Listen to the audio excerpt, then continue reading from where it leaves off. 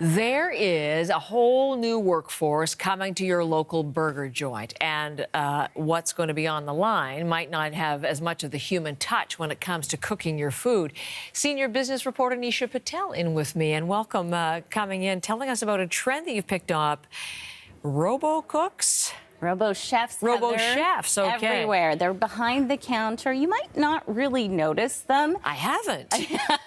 But they're coming, and they're here, and they are coming to chains kind of across North America. Okay. So these are chefs that can do these kind of tedious jobs that are in the back of the kitchen. So chopping or assembling, you'll see them flipping burgers, cooking French fries. And one of the reasons is that, you know, it's been no secret that businesses have had a hard time finding workers these days, right?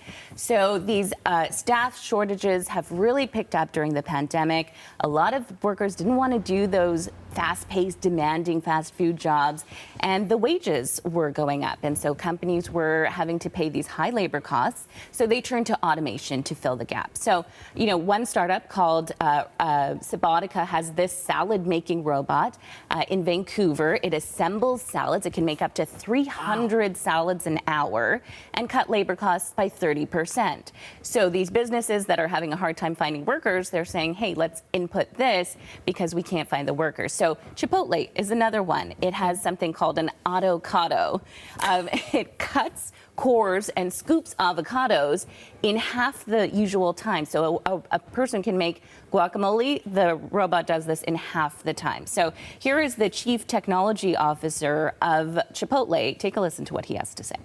If we can set our team members up to succeed through these tools and make the job easier and more fun and allow them to spend more of their time engaging with hospitality with our guests, we think it's a win for everybody.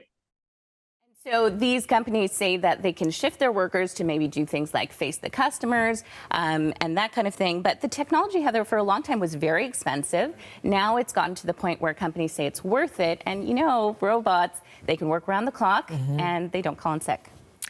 So this sector, though, I mean, think of how many people go through this sector and either stay or move on to other areas of the workforce. What's going to happen to these fast food jobs? Well, there are just some things that a robot can't do, right? And those are a lot of the jobs that talk to people. But, you know, there are experts that say companies really have to focus on retraining the workers that they have so that they have the potential to move on. Take a listen to what this expert has to say. If the upskilling is on the business side, managing the books, managing the paperwork, all of those pieces, then let's move that. Or it could be the technical part. Maybe they now become the technicians for the robots, because ultimately you need maintenance. I mean, these are machines. They don't just run forever. And so, Heather, you know, these experts say that there is a very real possibility that the workforce could shrink permanently. It's important to see what these workers can do next, upskill them, retrain them. But we've seen it happen before. You know, think of the banking sector, what happened with ATMs. Those jobs all used to be done by humans. And they're saying that, you know, 2-3 years' time, this could be very commonplace. Major transformation. Fascinating, and you can see more on the National's YouTube channel from Nisha. Thanks for coming in today. Really appreciate it. You're so welcome. This is CBC Morning Live.